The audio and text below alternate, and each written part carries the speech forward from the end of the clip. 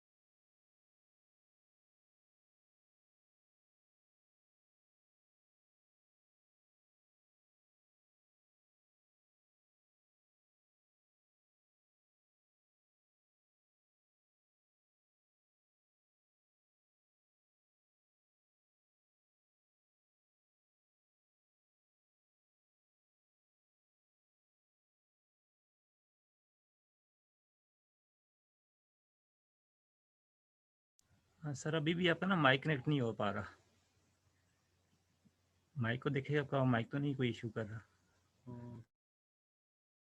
अब आ गया सर, आप माइक ऑन करके बोलें सर।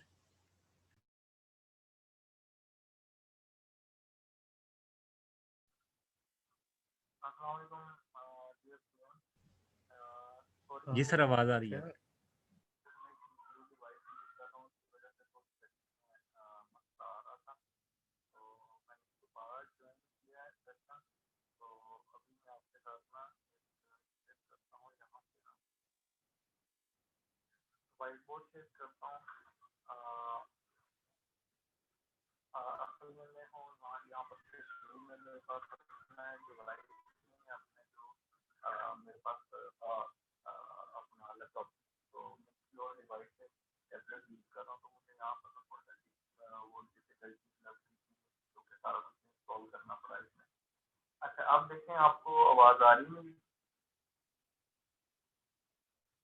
सर आपकी आवाज़ अभी क्लियर है, ठीक है।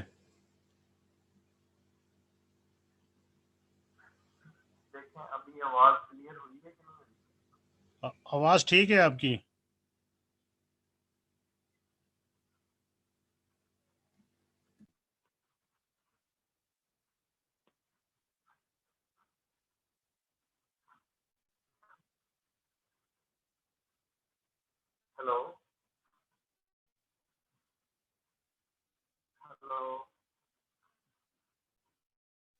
जी सर। सर आवाज़ आपकी आ रही है अब? 68 9718 681।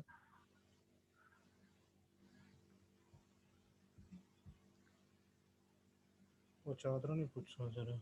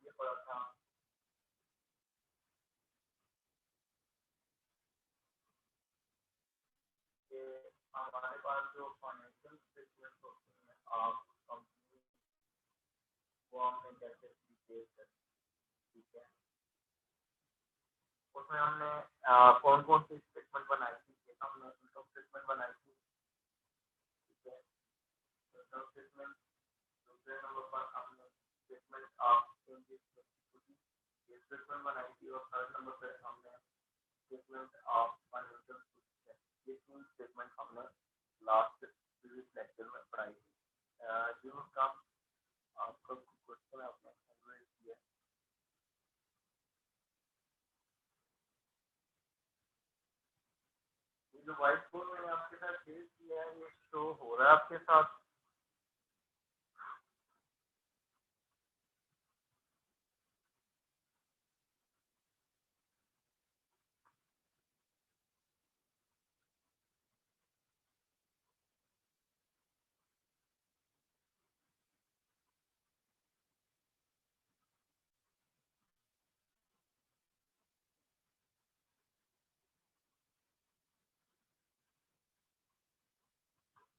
अच्छा, इसमें है कि नुकसान अभी तो मैंने कर दिए, अभी तो आवाज आ रही है अभी देखो।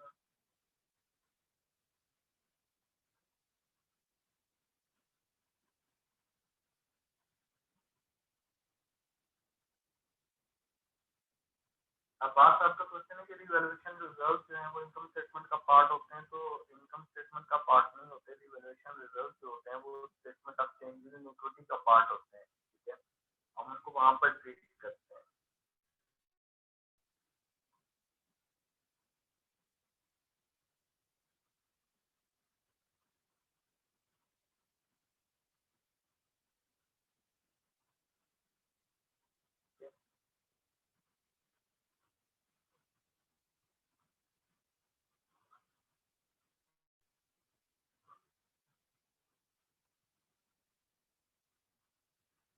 अच्छा देखें, जो हमारे पास ना स्टेटमेंट ऑफ चेंजेस, हम ये चीजें पढ़नी थी, आज हम पढ़ेंगे कि हमारे पास जो डिबेंचर्स वगैरह होते हैं, जब हम डिबेंचर्स को इशू करते हैं डिबेंचर्स को, तो उस टाइम हम कौन सी यूज करते हैं, यानी कि एंट्रीज क्या करते हैं उस टाइम, हम उस टाइम फिर उसको फिर रिकॉर्ड कैसे करते हैं बुक्स ऑफ अकाउंट्स में, वो हम देखते हैं, ठीक है। अच्छा देखें, इसमें ना हमारे पास ये है कि जब हम एंट्रीज करते हैं यहाँ पर डिबेंचर शेयर को इशू करने की, ठीक है, लास्ट टाइम भी हमने पढ़ा था कि जब शेयर इशू होते हैं, इशू ऑफ शेयर्स होते हैं, तो शेयर्स जो होते हैं ये तो आप इशू करते हैं फर्स्ट टाइम और एक सब्सिक्वेंट इशू होते हैं। फर्स्ट टाइम इशू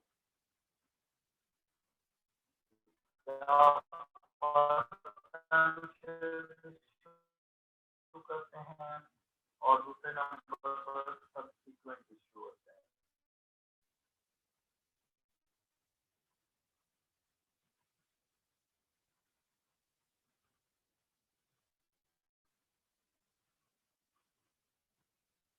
दो तरह के इशूज होते हैं, ठीक है। फर्स्ट टाइम इशू जो होता है ना, फर्स्ट टाइम इशू होता है कि आप पहले दफा पब्लिक ऑफर करते हैं, इसे इनिशियल पब्लिक ऑफर भी कहते हैं, also called initial public offer. अब जो इसमें इनिशियल पब्लिक ऑफर उसमें आप क्या करते हैं, आप जब शेयर इशू करते हैं तो ऑर्गेनाइजेशन क्या शेयर करती है, तो तो कैश अकाउंट डेबिट कर देती है या बैंक अकाउंट डेबिट कर देती है। और क्रेडिट में दो चीजें हो सकती हैं, एक तो शेयर प्रीमियम हो सकता है, शेयर आपने जो आपने शेयर इशू किए हैं वो पार वैल्यू से ज्यादा वैल्यू पे इशू किए हैं। और दूसरे नंबर पर क्रेडिट होता है आपका शेयर कैपिटल अकाउंट। जो आपका शेयर कैपिटल अकाउंट होता है ये अच्छा पार वैल्यू से होगा, ठीक है, ये किससे होगा, पार वैल्यू से। और बाकी जो उससे ज्यादा जितना भी आप कंसीडर करेंगे सेल करेंगे वो आपका प्रीमियम होगा। फॉर एग्जाम्पल देखें, आपने शेयर इशू किए, तो जो शेयर आपने इशू किए उनकी जो वैल्यू थी वो वैल्यू, फॉर एग्जाम्पल मैं कहता हूँ कि आपकी जो शेयर थे उनकी जो पार वैल्यू थी, जो फेस वैल्यू थी वो लिखी थी $10 पर, ठीक है। और आपने क्या किया, आपने शेयर जो इशू किए ना, जो प्राइस है वो इशू प्राइस आपकी आती है फॉर एग्जाम्पल $12 पर शेयर।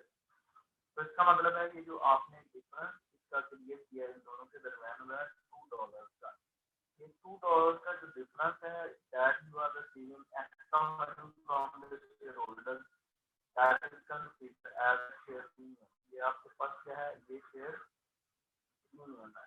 तो शेयर प्रीमियम जो होता है ये इसका पार्ट होता है, शेयर होल्डर से पैसा लिया होता है, ठीक है। तो इक्विटी का जो पार्ट होता है उसे हम कहते हैं कि ये हमारे पास ना हम इस statement of changes in equity में लिखेंगे, ठीक है। अब देखें फॉर एग्जांपल अब आपने नंबर ऑफ शेयर इशूड जो है, नंबर ऑफ शेयर इशूड हम अटेंड करते हैं।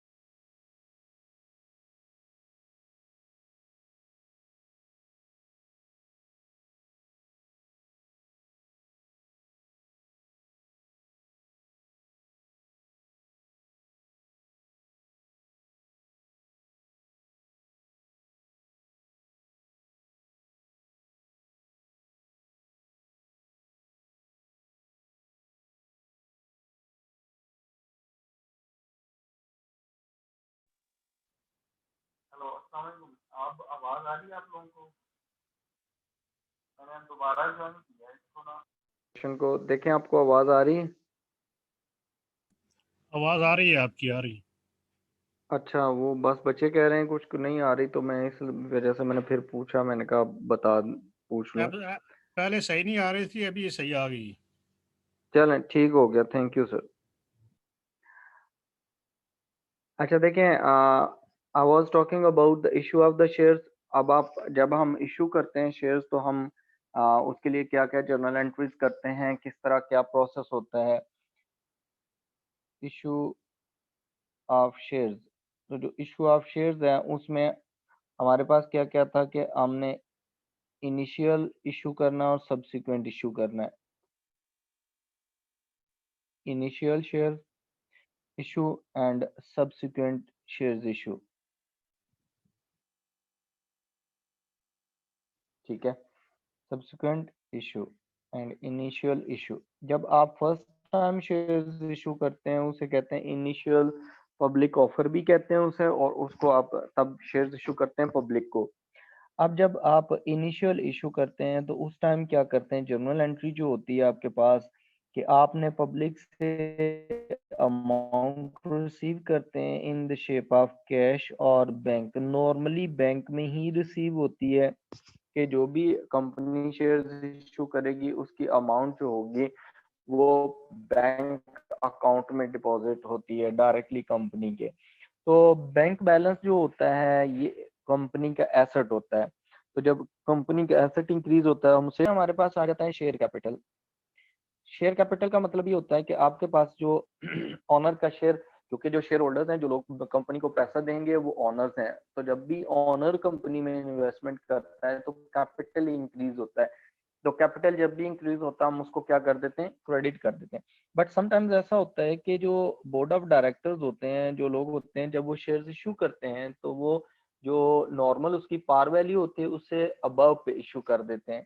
तो जब उसको अबव पे इशू करेंगे, मोर देन पार वैल्यू करेंगे, तो उसको हम कहते हैं कि हमारे पास that is called share premium.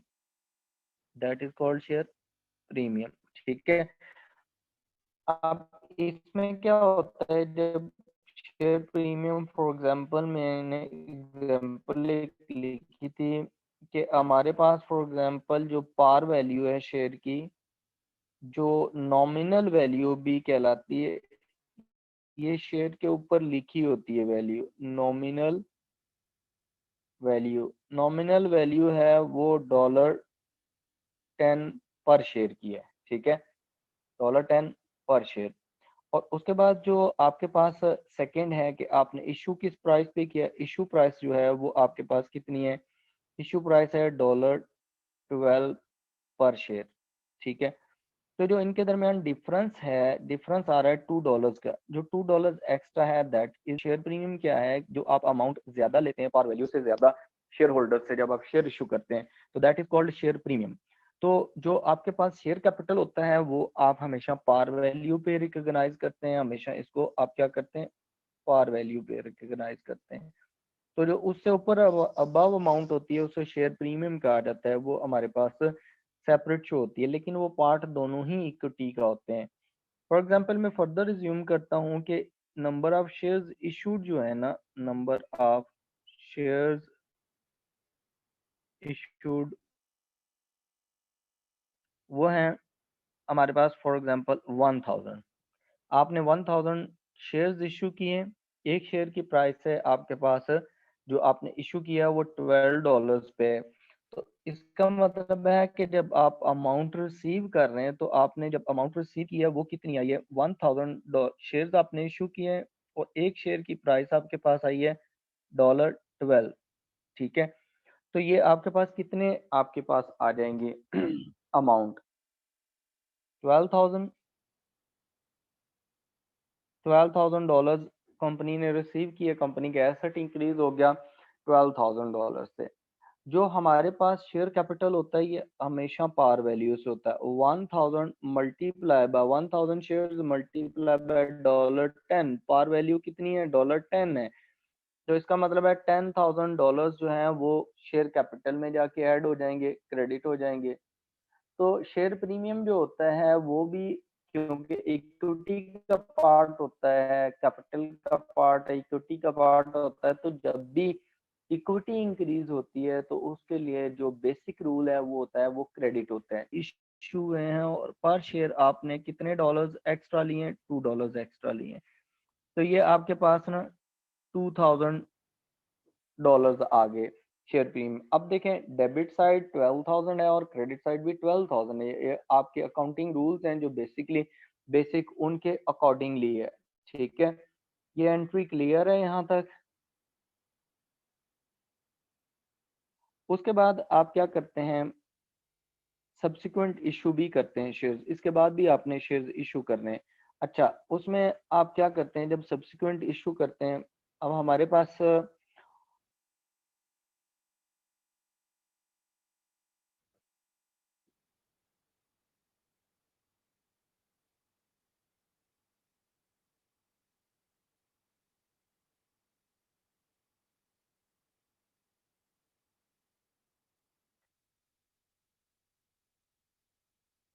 इसके बाद हम क्या करते हैं, जब हमारे पास ये इनिशियल इशू होते हैं शेयर्स, तो अब आपने इसकी ट्रीटमेंट ये सीख लेनी है कि statement of changes in equity में कहाँ पर जाएंगे। आप देखें जो statement of changes in equity होती है उसमें हम इसको ट्वीट करते हैं statement of changes in equity.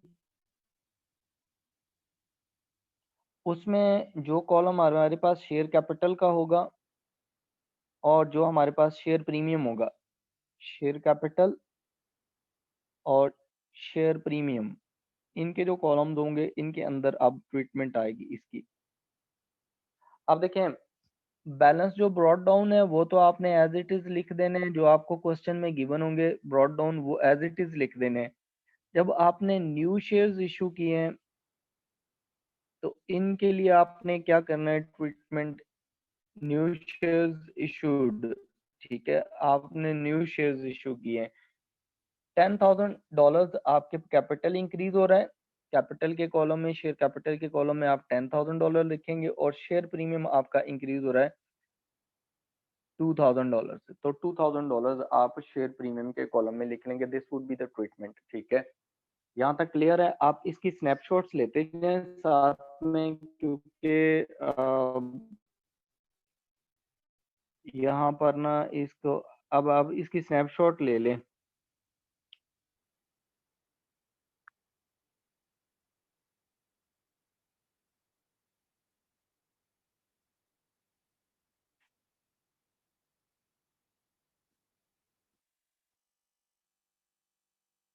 Okay, अब देखें हमारे पास ना, फिर हम फर्दर चलते हैं आगे ना, तो हमारे पास यहाँ पर ना सब्सिक्वेंट जो इशू होगा, सब्सिक्वेंट इशू को अब हम कैसे ट्रीट करेंगे उसको देखते हैं। सब्सिक्वेंट इशू में अब दो चीजें आ जाती हैं।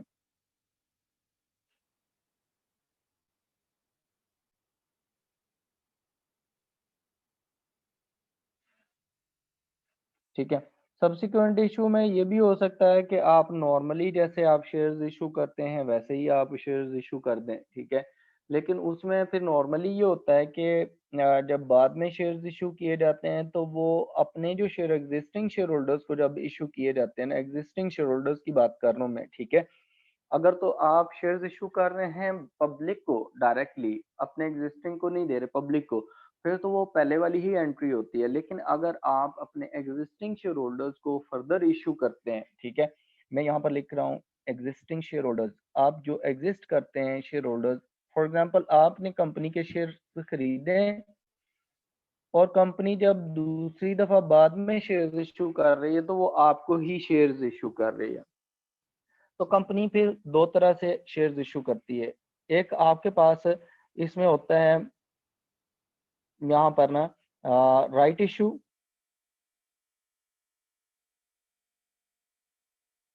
और एक होता है आपके पास बोनस इशू।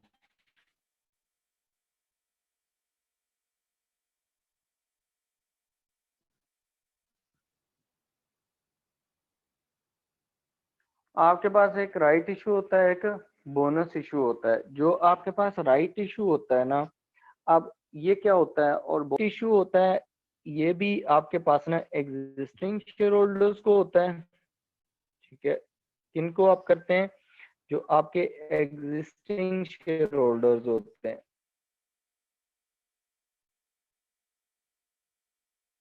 ठीक है। और बोनस इशू भी एग्जिस्टिंग शेयर होल्डर्स को होता है, सेम है, कोई मतलब चेंज डिफरेंस नहीं है इनमें। इस केस में जो राइट इशू होता है, राइट इशू जो होता है ना, बेसिकली ये आपको होता है कैश, यानी कि आप कंपनी के शेयर होल्डर्स हैं करंटली, ठीक है, आपने शेयर्स खरीदे हुए हैं।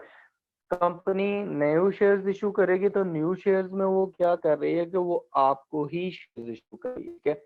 वो किसी पर्सन जो न्यू पर्सन का, ठीक है, लेकिन आपसे वो कैश ले रही है।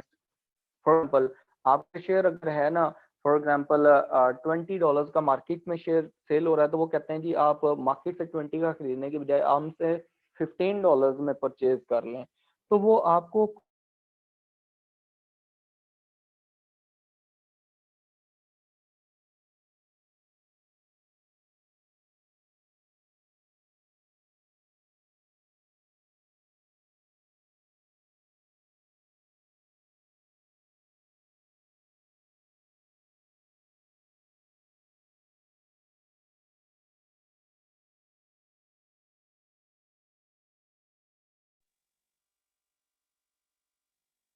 अस्सलाम वालेकुम, सॉरी दोबारा डिस्कनेक्ट हो गई थी, क्लास दोबारा ज्वाइन हो गई है। अब देखें, हमारे पास जो राइट इशू है वो हम पढ़ रहे थे कि राइट इशू क्या होगा, राइट इशू हम कैसे करते हैं। जो राइट इशू होता है उसमें ये होता है कि आप ना शेयर्स इशू करते हैं, लेकिन ना उतनी टोटल प्राइस पे जो मार्केट में है उस प्राइस पे शेयर्स इशू नहीं करते। एग्जिस्टिंग शेयर होल्डर्स को ही आप इशू करते हैं, दोनों ही एग्जिस्टिंग शेयर होल्डर्स होते हैं, ठीक है।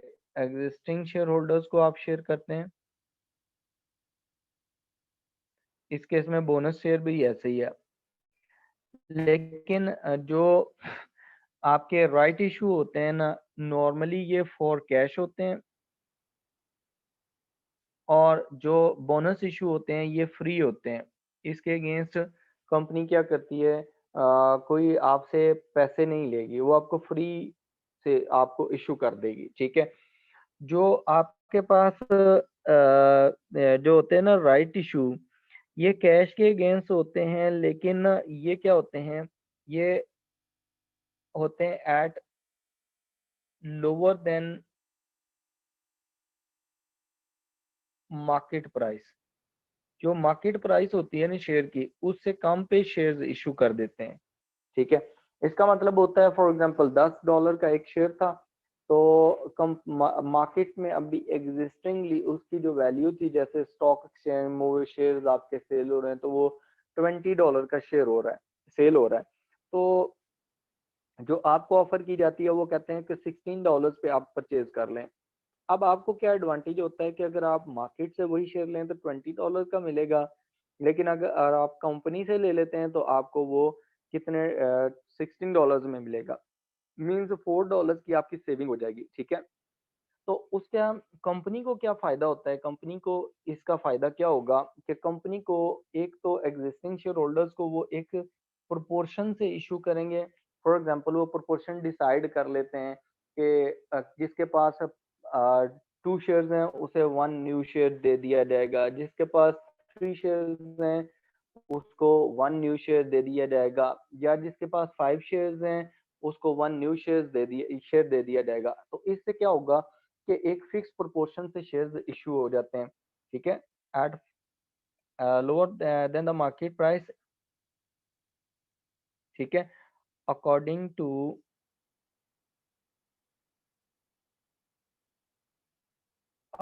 डिसाइडेड प्रोपोर्शन, कि आपने किस तरह शेयर्स इशू करना है। डिसाइडेड प्रोपोर्शन का मतलब होता है कि आपने फॉर एग्जांपल जिसके पास 20 शेयर्स हैं उसको 2 न्यू शेयर्स दे दें, इस तरह की प्रोपोर्शन डिसाइड हो जाए। इसका फायदा क्या होता है, फायदा कंपनी को क्या होगा, कंपनी को ये फायदा होगा कि जो शेयर्स इशू होते हैं वो एग्जिस्टिंग शेयर होल्डर्स को चले जाते हैं, न्यू शेयर होल्डर्स कंपनी में आते ही नहीं है। ठीक है, प्लस जो वोटिंग राइट होता है वो वोटिंग राइट भी स्प्लिट नहीं होता, वोटिंग राइट भी क्या होता है, स्प्लिट नहीं होता। उसका क्या मतलब है कि वोटिंग राइट जो होते हैं वो उन्हीं लोगों के पास रहते हैं जिन लोगों के पास पहले थे। अब जिन लोगों ने, अगर सारे लोग जो हैं वो शेयर्स परचेज कर लेते हैं, जो न्यू राइट इशू आया है, तो जिसके पास फॉर एग्जांपल अगर 20 शेयर्स थे उसके पास और एक शेयर और हो जाएगा, तो उसका वोटिंग राइट तो उतना ही रहेगा। जो एनुअल जनरल मीटिंग्स होंगी वो उसमें वो डिस्टरबेंस नहीं होती। तो ये जो बोनस शेयर्स होते हैं इसमें फिर आप फ्री इशू करते हैं, तो फिर फ्री का मतलब ये है कि कैश ली नहीं है, तो फिर शेयर्स कैसे इशू करेंगे, आपका शेयर कैपिटल बढ़ जाएगा। अब क्या होगा, यूज करेंगे यूजिंग रिजर्व, तो फिर ये रिजर्व्स जो होते हैं ना उनमें से शेयर्स इशू हो जाते हैं। तो रिजर्व्स में से जब शेयर्स इशू हो जाते हैं तो रिजर्व्स हमारे पास कितनी तरह के होते हैं वो देखते हैं पहले, और आप उसके अकॉर्डिंगली शेयर्स इशू करेंगे। ठीक है, अब जो रिजर्व्स होते हैं ना, रिजर्व्स हमारे पास ना 2 तरह के होते हैं। एक होते हैं capital reserves,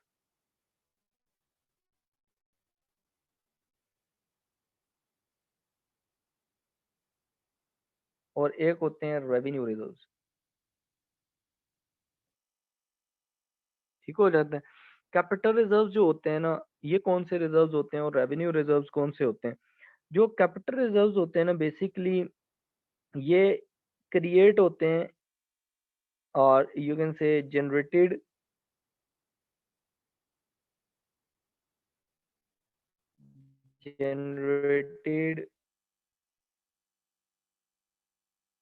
due to change in capital structure। जो आपका कंपनी का कैपिटल स्ट्रक्चर होता है ना, जब वो चेंज हो जाता है तो उसमें से ये जनरेट होते हैं। अब इनमें कौन कौन से होते हैं जी, कैपिटल स्ट्रक्चर क्या होता है, कैपिटल स्ट्रक्चर ये होता है कि कंपनी की फाइनेंस जो होती है वो किसने प्रोवाइड की हुई है, क्या डेट है या इक्विटी है। ठीक है, जब कैपिटल स्ट्रक्चर चेंज हो जाता है ना, कि फाइनेंस चेंज हो जाती है, तो उस टाइम होता है। अब देखें कैपिटल स्ट्रक्चर जब चेंज होता है ना, तो उसमें 2 चीजें होती हैं, एक रिवैल्यूएशन रिजर्व्स होते हैं, रिवैल्यूएशन रिजर्व्स। रिवैल्यूएशन रिजर्व्स क्या चीज होती हैं, रिवैल्यूएशन रिजर्व्स होते हैं, ये तब क्रिएट होते हैं जब आप एसेट को रीवैल्यू करते हैं। आपके एसेट की कम वैल्यू है, आपने उसको रीवैल्यू, लास्ट टाइम भी हमने पढ़ा था। ठीक है, तो एसेट की वैल्यू जो है वो उसको आपने उसको रीवैल्यू कर लिया है।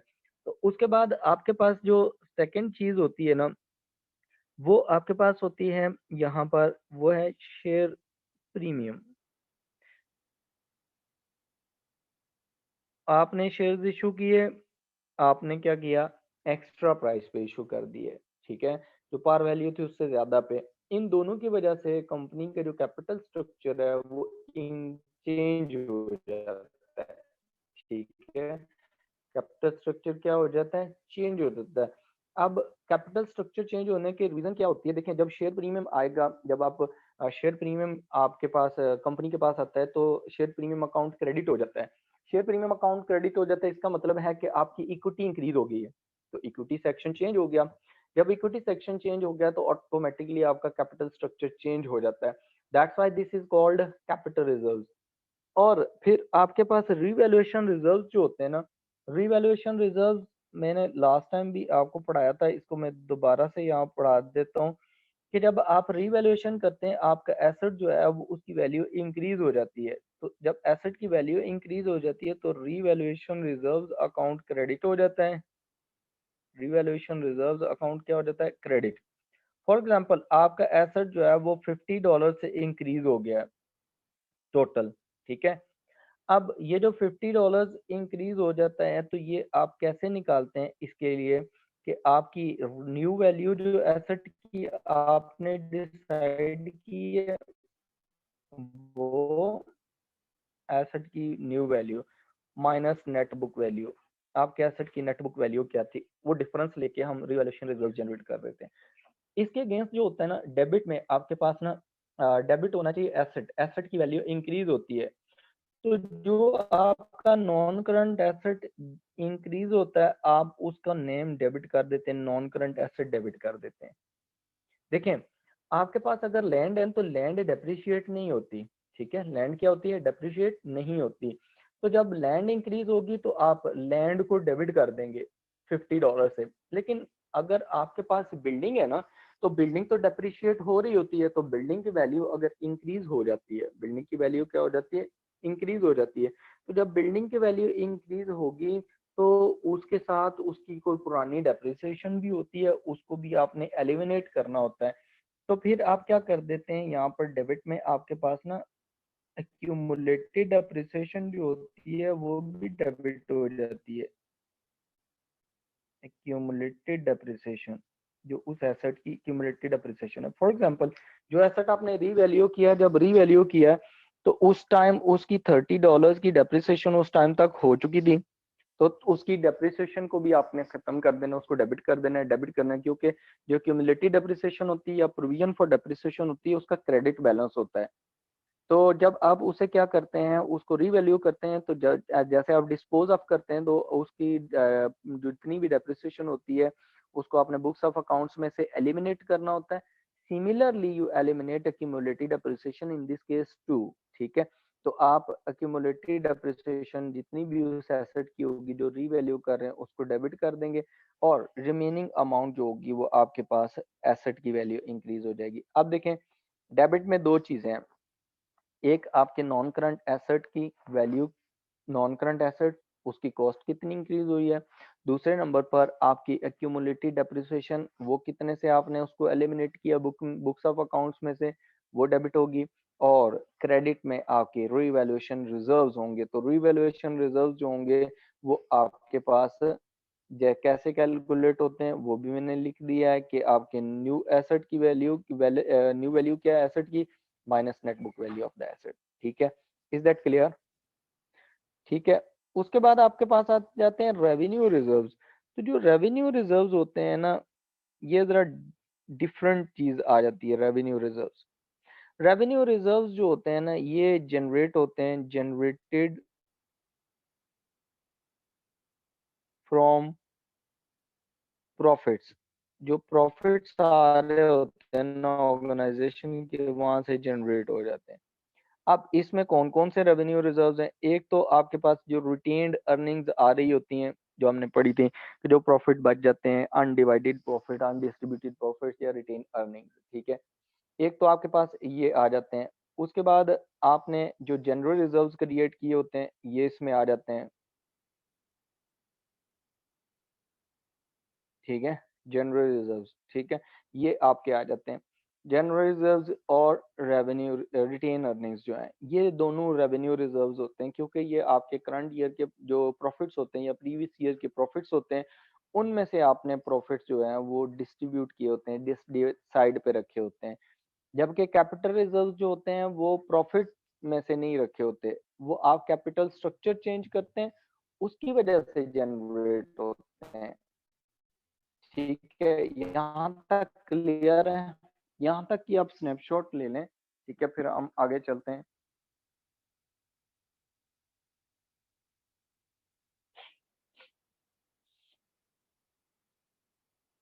स्क्रीनशॉट ले लें इसकी ना। इसमें से रिटेन अर्निंग्स हमने पहले भी पढ़ा था कि जो profits at the end reserves में ट्रांसफर करने के बाद, डिविडेंड पे करने के बाद, जो भी आपके पास एट द एंड बच जाता है, उसे हम कहते हैं कि रिटेन अर्निंग्स है। और जनरल रिजर्व जो होते हैं ये जनरल पर्पस रिजर्व होते हैं, इनका कोई स्पेसिफिक पर्पस नहीं होता। ये प्रॉफिट्स में से अमाउंट एक साइड पे रख लेते हैं डायरेक्टर्स, और एट द एंड अगर आपको कहीं जरूरत पड़ जाती है फ्यूचर में, ठीक है, फॉर एग्जांपल कोई एक्सपेंशन करनी पड़ जाती है, कोई नई बिल्डिंग बनाना पड़ जाती है, कोई नई लैंड परचेज करना पड़ जाती है, या कोई बिल्डिंग में एक्सटेंशन करना पड़ जाती है, तो वो ये रिजर्व्स यूज कर किए जा सकते हैं। These are general purpose reserves, ठीक है।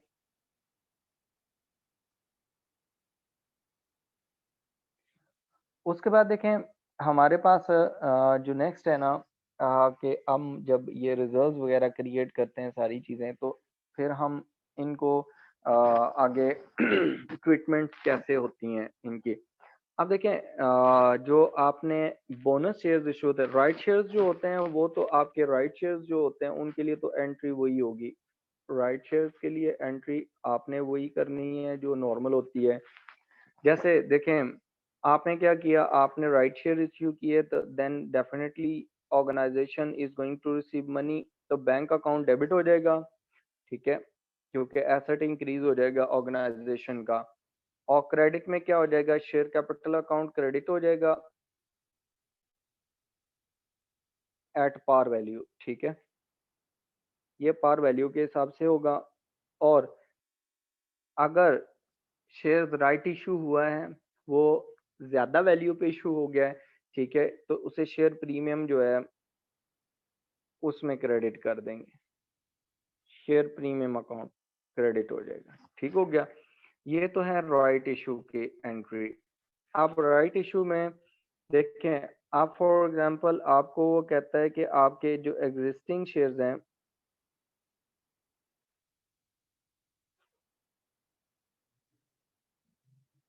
हैं, वो आपके हैं 10,000 शेयर्स, ठीक है। राइट इशू जो है वो है आपका, उसकी प्रोपोर्शन दी हुई है, उसने कहा 1 share for 10 shares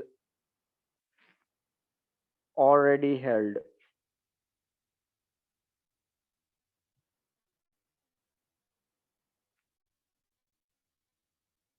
at the rate of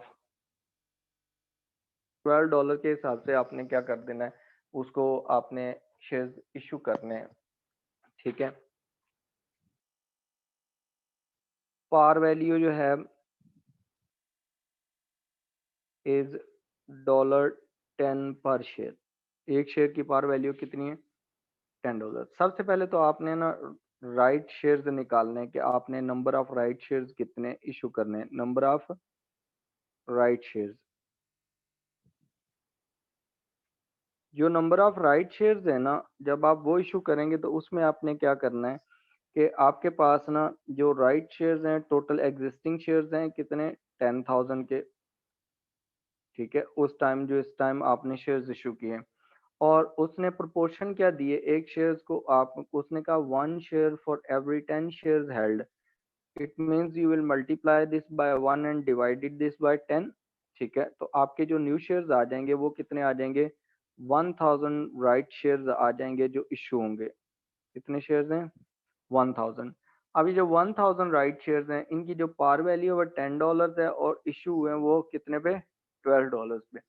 इसका मतलब है जब आप यहाँ पर ना शेयर कैपिटल में जाएंगे तो 1000 आप शेयर्स इशू कर रहे हैं और उनकी पार वैल्यू है $10। ये आपके पास आ जाता है 10,000 और जो प्रीमियम है 1000 shares at the rate of $2 पर शेयर, तो ये आपके 2000 ये हो जाएंगे। टोटल डेबिट में आपके पास ये कितना आ जाएगा, अमाउंट जो आपने रिसीव किया वो $12,000 आ जाएगी। और अकॉर्डिंगली जो statement of changes in equity है उसमें जाके आपने शेयर कैपिटल क्रेडिट कर देने, शेयर कैपिटल में ऐड कर देना $10,000 और शेयर प्रीमियम के कॉलम में आपने $2,000 ऐड कर देना है। ये आपके हैं राइट इशू। ठीक है, इसकी भी स्नैपशॉट ले लें।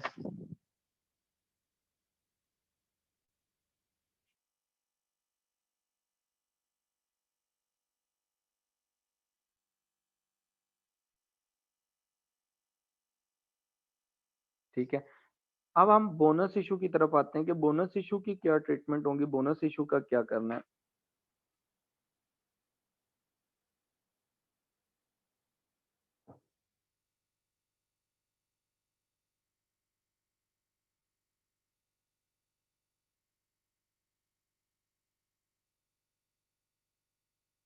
ठीक है, बोनस इशू में जब आप जाते हैं तो बोनस इशू में हम यहाँ पर जाते हैं तो बोनस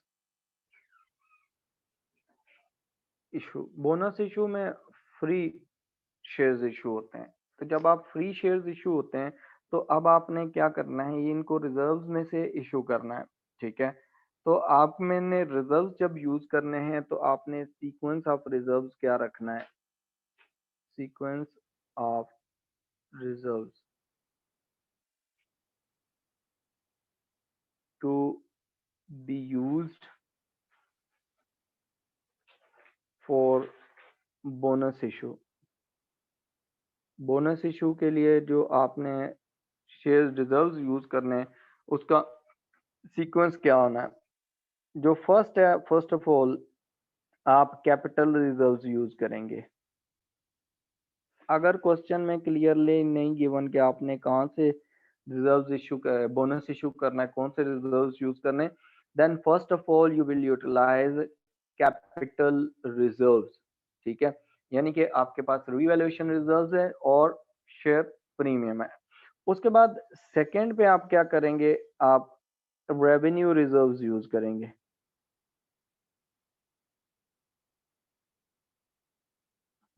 ठीक है, क्या करेंगे, रेवेन्यू रिजर्व्स यूज करेंगे उसमें से, यानी कि रिटेन अर्निंग्स हो गई, जनरल रिजर्व्स हो गए, वहां से यूज करने हैं। लेकिन अगर but it is clearly given in the question that which reserve should be utilised for issuance of bonus, then you will use the according to the given data. ठीक है, अगर सीक्वेंस नहीं गिवन, इन दैट केस आप ये use करेंगे। ठीक है, capital reserve पहले फिर रेवेन्यू रिजर्व्स। ठीक हो गया, क्लियर है यहाँ तक। अच्छा, फिर आपने यहाँ पर जो जनरल एंट्री होगी, वो जनरल एंट्री क्या होगी, जब आप बोनस इशू करते हैं तो आपके पास ना शेयर कैपिटल क्रेडिट हो जाएगा। शेयर कैपिटल क्या हो जाएगा, क्रेडिट हो जाएगा। और आपके पास डेबिट में रिजर्व्स अकाउंट आ जाएगा। जो रिजर्व्स जो हैं वो कौन कौन से हो सकते हैं, कैपिटल और रेवेन्यू, कोई भी हो सकते हैं। जो क्वेश्चन में गिवन हो वो आपने यूज करने। ठीक हो गया, जो आपको क्वेश्चन में गिवन हो कि आपने ये वाले रिजर्व्स यूज करने, you will utilise those. Is that clear. ठीक है, अच्छा, यहाँ तक ये आपका हो गया रिजर्व्स वाला, रिजर्व्स आपके आगे। ठीक है, अब हम ना इसमें ना क्वेश्चन करते हैं, इसके स्नैपशॉट ले लें।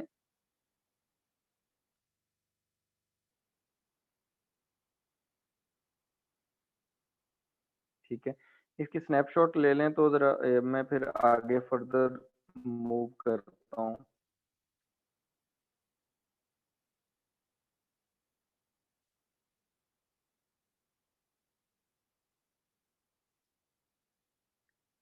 अच्छा, समटाइम्स ना वो ये भी कह देता है कि आपने डिबेंचर्स जो हैं वो भी आपके पास आ गए हैं जी, डिबेंचर्स आपने इशू किए हैं, डिबेंचर्स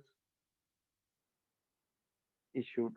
जो डिबेंचर्स इशू किए जाते हैं पब्लिक को, ये आपके लोन इंस्ट्रूमेंट्स होते हैं।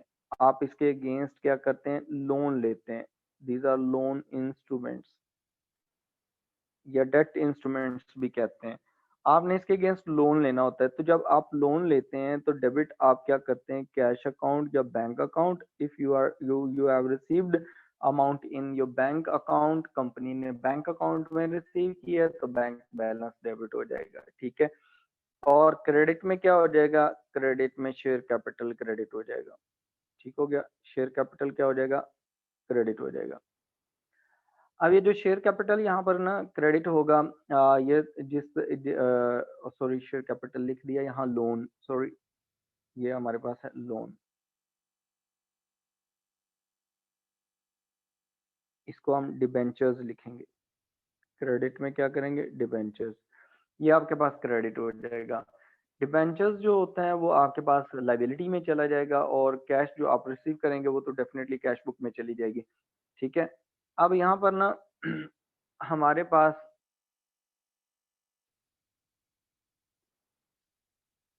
यहाँ तक क्लियर है। अब यहाँ देखें जो हमारे पास ना इसके बाद मैं आपको ना क्वेश्चन शेयर करता हूँ, वो ज़रा क्वेश्चन देखिएगा। तो उसमें देखें कि ज़रा आपको कुछ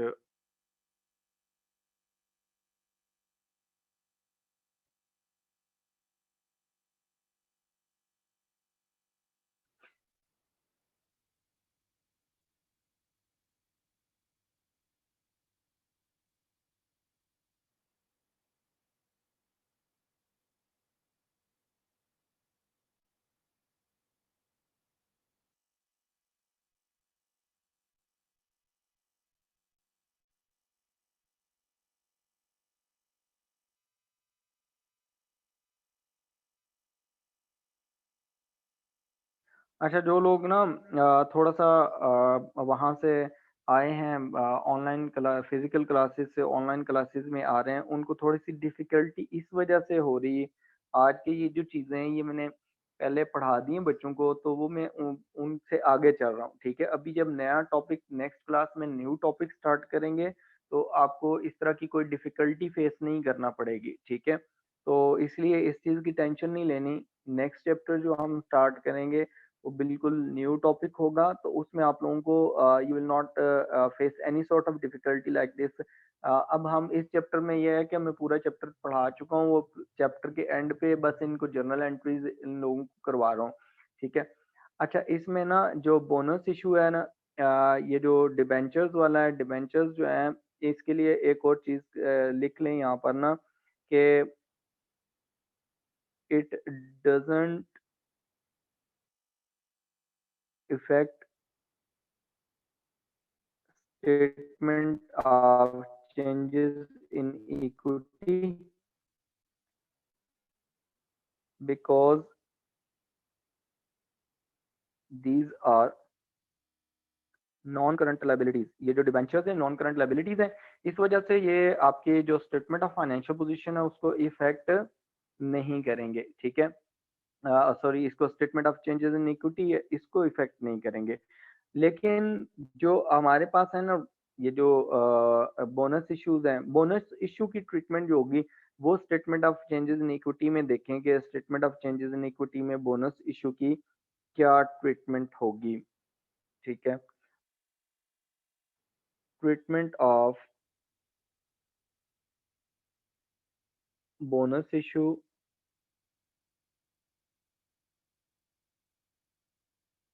इन statement of changes in equity, ठीक है। जो statement of changes in equity है इसकी ट्रीटमेंट क्या होगी बोनस इशू की, इसमें इसके अंदर। तो अब देखें, जो statement of changes in equity हम बनाते थे उसमें हम हमारे पास ना डिफरेंट कॉलम्स होते हैं। अब उसमें एक तो होता है शेयर कैपिटल का कॉलम, फिर हमारे पास रिटेन अर्निंग्स वगैरह का कॉलम होते हैं, फिर हमारे पास रिवैल्यूएशन रिजर्व्स होते हैं, फिर हमारे पास जनरल रिजर्व्स होते हैं, ठीक है। हमारे पास share capital, retained earnings, share premium, ठीक है। फॉर एग्जांपल हमारे पास यही रिजर्व्स हैं। तो अब आपने क्या करना है, जब आपने बोनस इशू करना है तो बोनस इशू में क्या करेंगे, आप शेयर कैपिटल के अंदर अमाउंट लिखेंगे। आपने कहाँ से अमाउंट निकालनी है? पहले first of all for example आपके पास दो ही यहाँ पर ना वैल्यूज हैं, एक शेयर प्रीमियम है, आपने शेयर बोनस इशू किया है। वो सारी की सारी अमाउंट आप क्या करेंगे? फॉर एग्जांपल आपने बोनस इशू किया है $10,000 का, ठीक है, शेयर्स इशू किए हैं, तो आपके पास जो शेयर प्रीमियम पड़ा हुआ है वो है 7,000। तो 7,000 आप यहाँ से माइनस करेंगे और शेयर कैपिटल में ट्रांसफर कर देंगे। रिमेनिंग आपके पास जो अमाउंट होगी ना 3,000, वो आप यहाँ से डिडक्ट करेंगे रिटेन अर्निंग्स में से, तो ये यहाँ पर डाल देंगे। तो आपके पास टोटल अमाउंट जो आएगी शेयर कैपिटल में वो दो जगह से आएगी, एक रिजर्व शेयर प्रीमियम में से ट्रांसफर हुआ है और दूसरे नंबर पर रिटेन अर्निंग्स में से ट्रांसफर हुआ है। तो ये आपके पास 10,000 की अमाउंट यहाँ पर आ जाएगी, ठीक है। और ये इसकी ट्रीटमेंट है।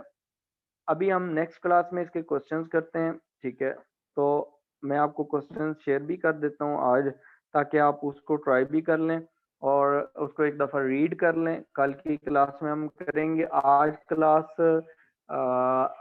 1 घंटे की ही मैं करूँगा, क्योंकि अभी एक सेशन है ICMA का, उनके साथ मैंने ज्वाइन करना है। तो कल की क्लास में इंशाल्लाह हम आगे करते हैं ये जो हमने जो आज डिस्कस किया है, ठीक है। बोनस इशू, राइट इशू वगैरह का सारे, और statement of changes in equity पे इफेक्ट, ठीक है। आप इसकी स्क्रीनशॉट ले लें।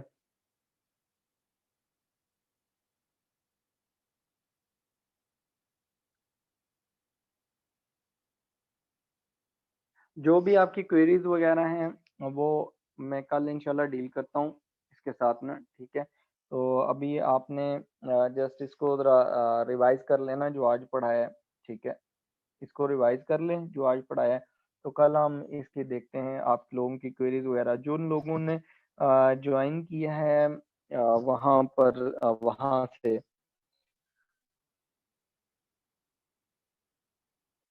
मुस्कान, आपने कहा है कि राइट इशू जो है उसकी, राइट शेयर्स जो हैं उसकी ट्रीटमेंट क्या होगी statement of changes in equity में? तो उसकी ट्रीटमेंट वही है नॉर्मल, कि आपके पास शेयर कैपिटल इंक्रीज हो जाएगा और शेयर प्रीमियम इंक्रीज हो जाएगा, बस उसमें ऐड कर देंगे, यही ट्रीटमेंट होगी उसकी। कल जो क्लास है ना, कल भी हमारे पास 2:30 पे हमारी क्लास है, 2:30 to 4 PM कल हमारी क्लास है। वो मैं क्लासेस नहीं ले सका, इसलिए वो मैंने स्केजुअल करवाई थी क्लास। तो कल भी क्लास होगी हमजा सईद, ठीक है। कल हम इसके क्वेश्चंस करेंगे, क्वेश्चंस के बाद हम MCQs की प्रैक्टिस भी करेंगे साथ ही इसी चैप्टर्स की, ताकि आपको ये क्लियर हो जाए, ठीक है। तब तक के लिए अल्लाह हाफिज।